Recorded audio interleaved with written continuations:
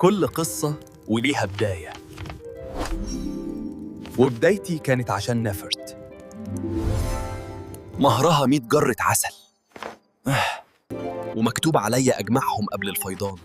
ما كنتش أعرف إن طريق الحب بيلسع.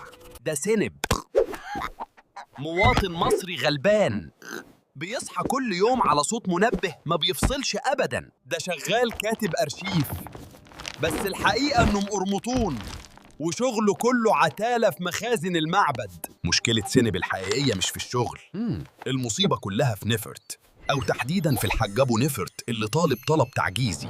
ده مهر نفرت 100 جرة عسل ملكي، والمسكين سنب حيلته جرة واحدة بس، وموسم الفيضان قرب. تفتكروا سنب هيقدر يجمعهم؟ تابعوا يوميات سنب عشان تشوفوا الخطة الجاية. عشان خاطر الضحكة دي سنب مستعد يعمل أي حاجة، حتى لو هيدخل عش الدبابير. ده سنب قرر يجهز العدة، درع من المخدات وخوذ التيفل. هو شايف نفسه رامبو، بس الحقيقة إنه شبه سلحفاة مقلوبة. دخل سنب منطقة الخطر، المنحل الملكي. المكان ده لو عطست فيه هتتحول لمنخل. يا واقع الطين، دي مش مجرد نحلة، دي الملكة الأم، وشكلها مش طايقة نفسها النهاردة. اجري يا سنب، اجري يا مجنون، دي مش نحلة، دي كتيبة إعدام طايرة. وشه باظ بس مش مهم. المهم إننا معانا الجرة رقم 2، فاضل 98 جرة بس يا سنب. نهار أبيض، ده المنحل كان تجربة مؤلمة ورمتني أسبوع. قلت الحل في المدينة. ده أكيد الحكومة عندها عسل نظيف، يا ريتني فضلت مع النحل. تالت يوم في الشغل بعد علقة النحل، ولسه الروتين هو الروتين. سنب هيموت من الزهق. وفجأة نزل عليه زبون وزنه تقيل قوي، وعايز يخلص مصلحته دلوقتي حالاً. السيستم واقع يا حاج، أو الموظف اللي بيوقع السيستم هو اللي واقع. المهم فوت علينا بكرة يا سيد. يا حلاوة، أهو كده الكلام. فجأة السيستم رجع والشبكة لقطت والضمير راح في إجازة. يا صلاة النبي، أول ما شاف العسل سنب بتحول لتوربين. الختم بقى يرقص على الورق ولا كأنه طبلة. أيوة بقى، مصلحة ولا كل المصالح. الورق خلص والزبون رضي، والجرة رقم 3 نورت الدولاب.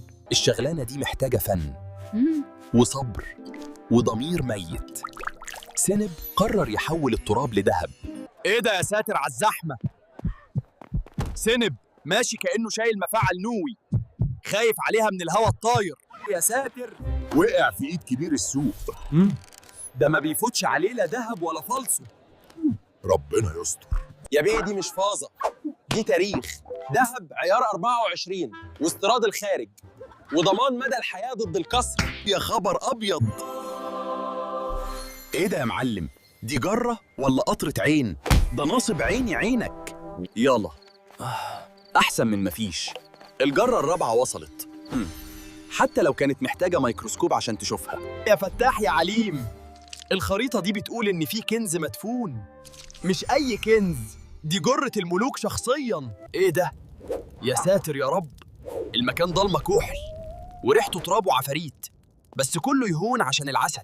يا صلاة النبي، إيه النور ده كله؟ دي مش جرة عسل، دي لمبة نيون. يا مسهل، 1 2 هوب، بدقل يا معلم. بس يا ترى كيس الرمل ده نفس وزن العسل؟ يا لهوي، الحسابات طلعت غلط. اجري يا سنب، الصخرة دي ما بتهزرش، دي بتهرس. يا عمر الشقي باقي. سنب شاف الموت بعينه، بس طلع بطل، والجرة ال5 نورت القايمة.